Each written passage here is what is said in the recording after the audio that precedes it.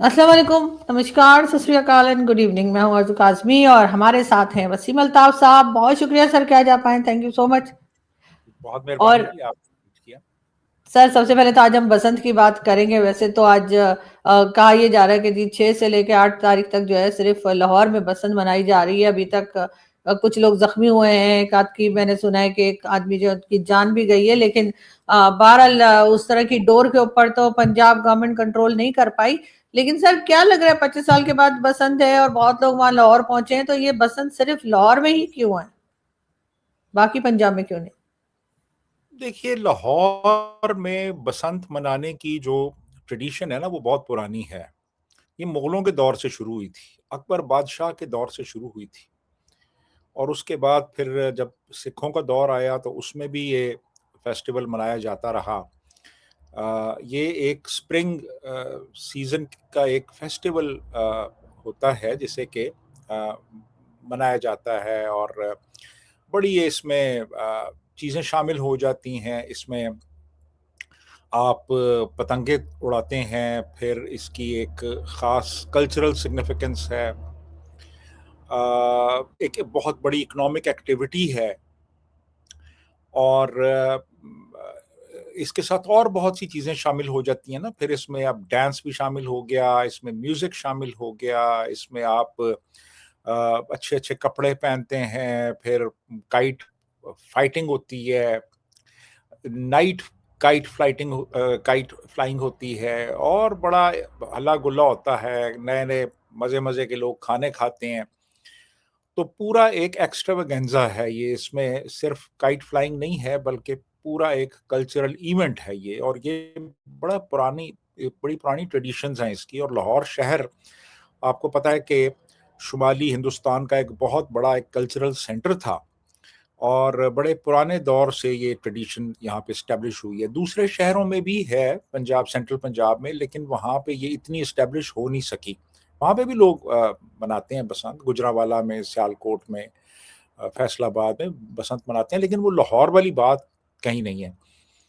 तो इसलिए लाहौर ही मरकज़ है बसंत का। और ना सिर्फ पूरे पंजाब से, पाकिस्तान से, बल्कि बैरूनी दुनिया से भी पाकिस्तानी लाहौर आए हैं बसंत मनाने के लिए। कुछ को मैं ज़ाती तौर पे जानता हूँ जो बसंत मनाने के लिए लाहौर आए हैं।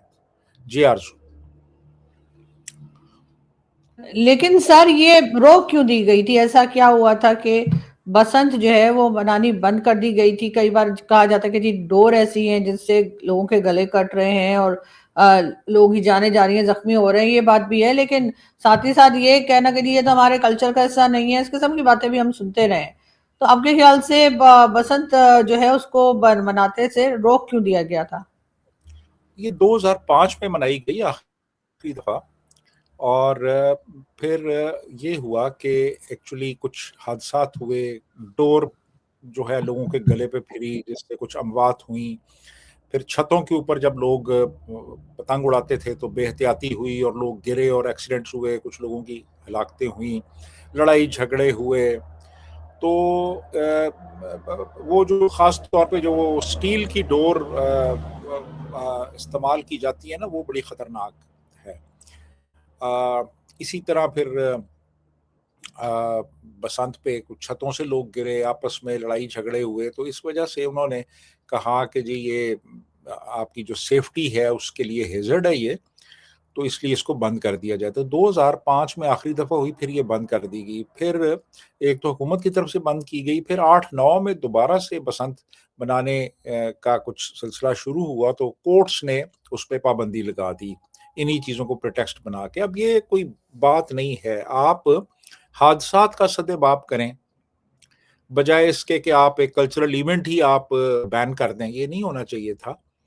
लोगों को तफरीह के मौके मिलने चाहिए, लोगों को मौके मिलने चाहिए कि वो एंजॉय करें। और मतलब पूरी दुनिया में फेस्टिवल्स होते हैं, तो आप फेस्टिवल तो आप बैन नहीं करते, आप तो एहतियाती तदाबीर लेते हैं और चीज़ों को रेगुलराइज करते हैं, रेगुलेट करते हैं चीज़ों को, ताकि लोग एक उनको तफरीह मुहैया हो सके। तो इस वजह से बैन की गई ये, प्राइमरली हादसात की वजह से।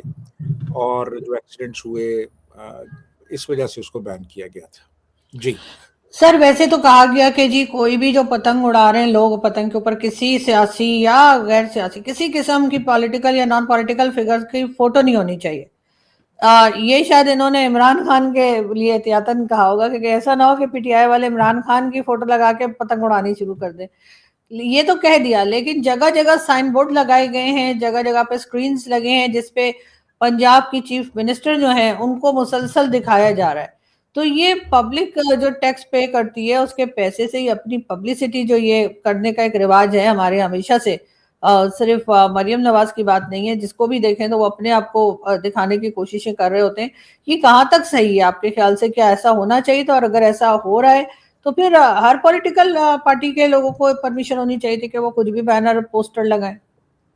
असूली तौर पे तो ऐसे ही होना चाहिए कि अगर आप खुद सरकारी मीडिया इस्तेमाल कर रहे हैं अपनी प्रोजेक्शन के लिए, अपनी पार्टी की प्रोजेक्शन के लिए, तो फिर आप दूसरों को भी मौका दें कि वो भी अपने पार्टी के जो लीडर्स हैं उनको प्रोजेक्ट कर सकें, उनका नाम ले सकें, उनकी तस्वीरें लगा सकें, आज़ादी से वो भी रह सकें। लेकिन ये जो यकतरफा इकदाम है ये होना नहीं चाहिए इस तरह से कि आप खुद तो तमाम गवर्नमेंट प्लेटफॉर्म्स इस्तेमाल कर रहे हैं, अखबारों में बड़े बड़े करोड़ों रुपए के इश्तिहार दे रहे हैं, दीवारों पे सड़कों पे अपने नाम के आप बिल बोर्ड्स लगा रहे हैं, बैनर्स लगा रहे हैं, आप जलसे जुलूस कर रहे हैं, आप अगर कोई सरकारी पैसे से कोई चीज़ तकसीम कर रहे हैं, कोई लैपटॉप या आटा तकसीम कर रहे हैं, तो उस पर भी आपकी तस्वीर है, आपका नाम है।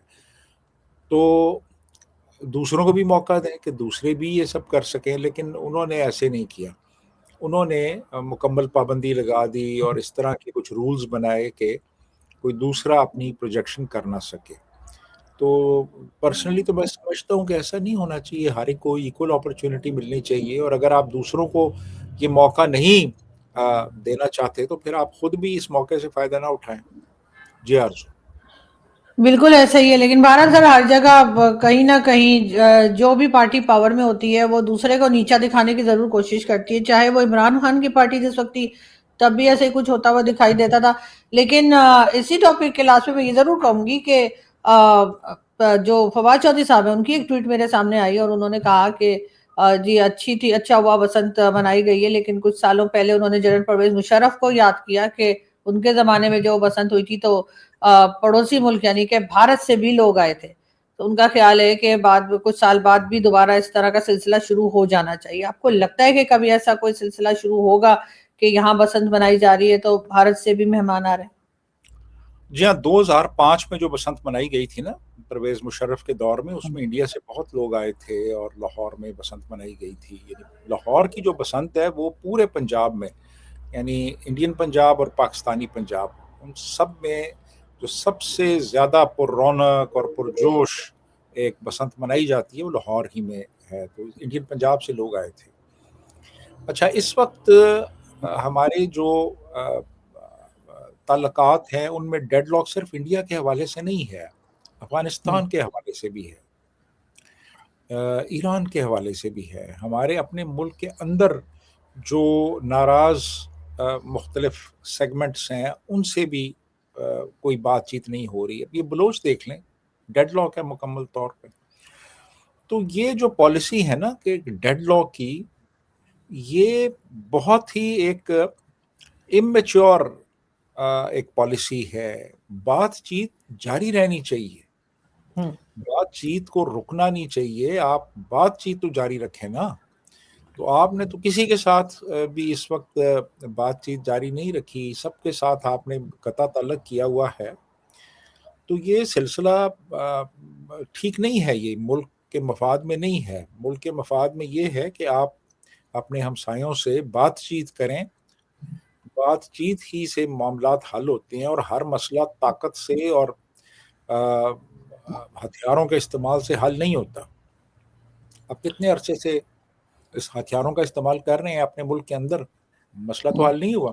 अभी 3 दिन पहले इस मुल्क में यहाँ पे क्या हुआ, इस्लामाबाद में, जी। इसी तरह बलूचिस्तान में क्या हुआ था, ये अभी पहले की बात, पुरानी बात तो है भी नहीं। तो नेगोशिएशंस जारी रहनी चाहिए, बातचीत जारी रहनी चाहिए। आप बातचीत नहीं कर रहे। बाकी मेरा ज़ाती ख्याल ये है कि ये ज़्यादा आसानी होगा कि ये बातचीत इंडिया से कम शुरू होगी और उसमें रैपिड डेवलपमेंट होगी और हालात बेहतर होंगे और मेरा ख्याल है कि बहुत से स्टेप्स लेके जाएंगे जिसमें कि फुल डिप्लोमेटिक रिलेशंस होंगे। उसके बाद फिर आमदोरफ्त का सिलसिला शुरू होगा, वीज़ा खोल दिए जाएंगे, कल्चरल एक्सचेंजेस, स्पोर्ट्स वगैरह ये सिलसिले शुरू होंगे। कुछ जो लिमिटेड ट्रेड थी वो भी शुरू हो जाएगी। ये होगा, इसी साल होगा ये। और वो बिल्कुल। हमारी अपनी मजबूरी है कि हमने अपना वेस्टर्न बॉर्डर जो है उसको हॉट कर लिया है। तो हम अफोर्ड नहीं कर सकते कि दोनों तरफ हम मैनेज कर सकें। जी अर्जुन। बिल्कुल ऐसा ही है सर, हमारी कई गलतियां हमारी रही हैं जिनको अगर हम मान जाएं तो शायद बहुत सी चीजें हमारे अपनी कंट्री में भी ठीक हो सकती हैं। लेकिन सर और ये भी कि जैसे आप कह रहे हैं कि इस साल में कुछ बेहतरी आए, तो इंशाल्लाह मैं हमारी भी यही दुआ है कि खुदा करे कि ये कुछ बेहतरी जो है वो जरूर दोनों कंट्रीज में आए, क्योंकि वहां भी बहुत अच्छे लोग रहते हैं और यहाँ भी लोग ऐसे हैं जो कि कई लोग ऐसे हैं जो कि भारत के साथ हरगिज क्लैशेस नहीं चाहते। मगर सर क्रिकेट डिप्लोमेसी एक जमाने में इस्तेमाल की गई थी पाकिस्तान और भारत के बीच में, जो बताया जाता है कि जी क्रिकेट के जरिए जो है दोनों के रिलेशंस जो है वो बेहतर करने की कोशिश की गई थी। लेकिन अभी हम रिसेंट टाइम्स में देखते हैं कि हर कुछ दिन के बाद क्रिकेट को लेकर कहीं ना कहीं कोई मसला खड़ा हो जाता है। कभी भारत की टीम जो है वो कहती है कि जी हम ट्रॉफी नहीं लेंगे, तो ट्रॉफी लेके हमारे जो क्रिकेट बोर्ड के चेयरमैन है वो वहां से चले जाते हैं और एक नया हंगामा शुरू हो जाता है। कभी पाकिस्तान कहता है कि जी बांग्लादेश के खिलाड़ी से क्योंकि आपने नहीं खेला है बांग्लादेश के साथ, तो हम भारत के साथ नहीं खेलेंगे। ये हम हमेशा दूसरों के झगड़े में क्यों पड़ जाते हैं कि अगर बांग्लादेश को फॉर एग्जाम्पल कोई प्रॉब्लम है क्रिकेट के अंदर, तो वो जाने, आईसीसी जाने, या जो भी क्रिकेट बोर्ड है वो जाने, इंटरनेशनल क्रिकेट बोर्ड जाने, कि हमें हर जगह जो है मामे चाचे बनने का क्या शौक है। मेरा ख्याल है बिल्कुल एक वाहियात किस्म का ये इनका स्टांस है। बांग्लादेश जाने और इंडिया जाने, आप क्यों खामखा दूसरों के झगड़े में पड़ रहे हैं? आप अपना क्रिकेट जो है वो आप खेलें। यहाँ के जो अवाम है, इस मुल्क के 25 करोड़ अवाम है, उनको आप एक मौका दें एंटरटेन होने का। एक खेल है वो, और खेल में पॉलिटिक्स का अमल दखल नहीं होना चाहिए। खेल तो एक एक हेल्दी एक्टिविटी है जो कि एंटरटेनमेंट के लिए होती है प्राइमरीली। तो आप खामखा लोगों को महरूम कर रहे हैं एक बिल्कुल बिला वजह एक फजूल किस्म के प्रोटेक्स्ट के ऊपर कि जी चूंकि वो बांग्लादेश के साथ उनका वो कॉन्फ्लिक्ट है तो जी हम नहीं खेलते जाके। क्यों भाई? पहले आप इतने बांग्लादेश के वो आप चाचे मामे हैं, तो वो जो पैसे मांग रहे हैं आपसे, मेरा ख्याल 3.5 अरब डॉलर, आप उनको वो दे दें और उनसे माफ़ी भी मांग लें जो कुछ आपने वहाँ पे 71 में किया था। पहले ये कर लें, फिर उसके बाद आप इस पे भी आ जाएं। तो ये समझ नहीं रहे हैं कि अगर ये नहीं जाते तो ये आईसीसी इन पे हैवी एक फाइन जो है वो इम्पोज करेगी और आप खामखा एक अल्टीमेटली 15 तारीख को चले जाएंगे ये वहाँ पे। ये इस वक्त नारे मार रहे हैं और फिर ये चले जाएंगे वहाँ पे और खेलेंगे ये क्रिकेट। लेकिन खामखा मतलब ज़रूरत क्या है ऐसी बातें करने की, वाहियात बातें करने की क्या ज़रूरत है? जी तो अर्जुन। मतलब सर इन्होंने यू टर्न इन्होंने लेना है, तो सर यू टर्न इन्होंने लेना है और इन्होंने फिर जाके भारत के साथ क्रिकेट खेलनी है। तो ये हर बार जो ये कहते हैं कि हम नहीं खेलेंगे, हम भारत के साथ नहीं खेलेंगे, और उसके बाद ये यू टर्न भी ले लेते हैं। जैसे इनको पता लगता है कि एक लंबा चौड़ा फाइन जो है वो इनका इंतजार कर रहा है, अगर इन्होंने जाहिर है कि इसमें से निकले और तो इनके ऊपर एक काफी हैवी फाइन लगाया जा सकता है। तो फिर सर ये मतलब क्या गड़बड़ करते हैं, ये क्यों इस तरह के फैसले करते हैं कि खुद दुनिया हंस रही होती है कि भाई पहले ये कहा और फिर पहुंच गए खेलने। ये आदत से मजबूर है, बस वो एक आदत बनी हुई है इस तरह, मतलब फजूल किस्म की बातें करने की। और आप यार जो करना है आपने वो करें और अल्टीमेटली यही करना है, इन्होंने चले जाएंगे ये। लेकिन इस किस्म की बातें करके आप खामखा माहौल ख़राब करते हैं और खामखा आप अपनी रेपुटेशन ख़राब करते हैं, जिसकी कोई ज़रूरत नहीं है। और क्रिकेट जो है, बल्कि मेरा ख़्याल है क्रिकेट ही नहीं बल्कि दूसरी भी जो स्पोर्ट्स हैं उनमें भी एक्सचेंजेस होने चाहिए और इवन कल्चरल एक्सचेंजेस होने चाहिए। लोगों को आना-जाना चाहिए। आप बिल्कुल। मौके फराहम करें। आप लेकिन सर आइसोलेट हो गए हैं। जी। लेकिन सर आप ये देखिए ना कि पहले पाकिस्तान में हॉकी भी बहुत एक मशहूर खेल था। पाकिस्तान टीम की एक पोजीशन थी हॉकी में। स्क्वॉश हमारे यहाँ नंबर वन पे सालों साल स्क्वॉश रहा है। बॉक्सिंग में हम रहे हैं। और अब एक एक करके एक क्रिकेट ही बची है। बाकी तो सारे खेल हमारे यहाँ से गायब भी होते चले जा रहे हैं कि मतलब हम वर्ल्ड में किसी पोजीशन पे नहीं है। ना हॉकी में, ना फुटबॉल में, ना स्क्वॉश में।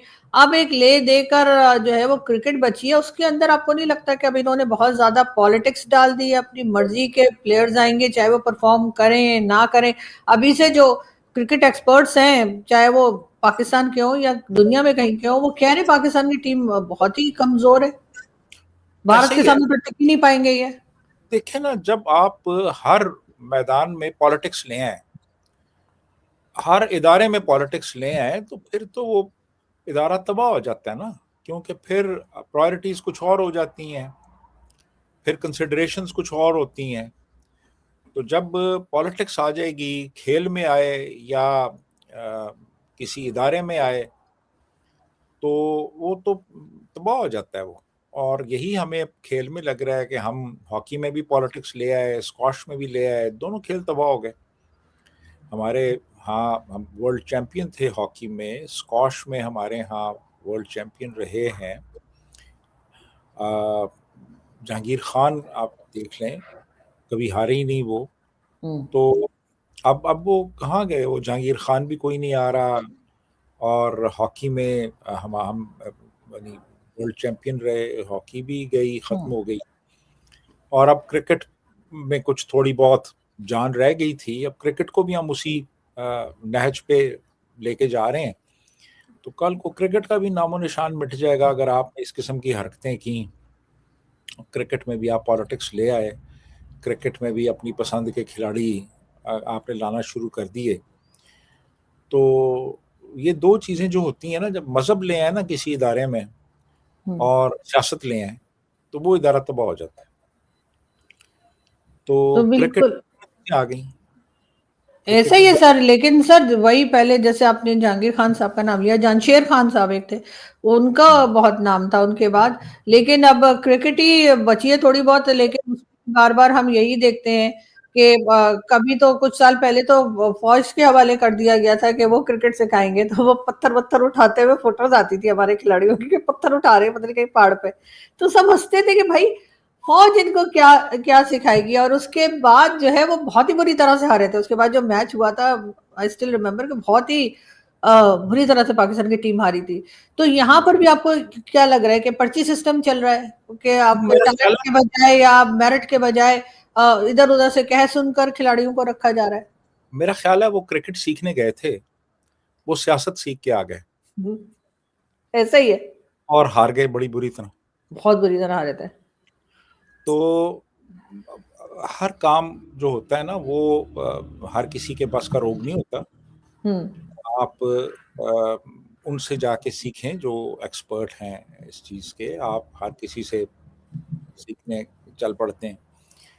तो मेरा ख्याल है कि हमें वापस उसी डगर पे आ जाना चाहिए। हमारा बड़ा नाम था क्रिकेट की दुनिया में। हम्म। पाकिस्तान की जो क्रिकेट टीम थी, उसके खिलाड़ियों को पूरी दुनिया जानती थी। और इवन आज भी, मैं अभी पिछले साल गया था, बर्तानिया गया था, तो बांग्लादेश भी गया था।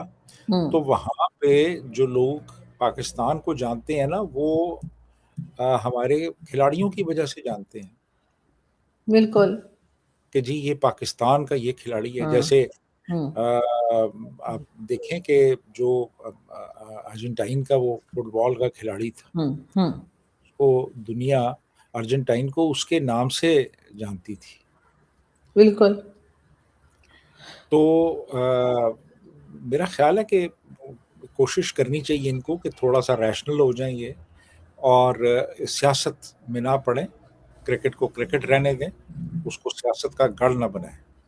जी, आरज़ू। बिल्कुल ऐसा ही और यकीनन जो खिलाड़ी ये रखते हैं टीम में उनको भी उनकी मेरिट पे या उनकी कारकर्दगी या उनकी परफॉर्मेंस पे रखा जाए, ना कि कोई किसी का दोस्त है तो कोई किसी का रिलेटिव है या कोई पर्ची लेकर आया है उसके बजाय, तो शायद टीम की हालत बेहतर हो जाए। बहुत शुक्रिया सर कि आपने आज ज्वाइन किया। Thank you so much. Thank you. Thank you. Thank thank you. You.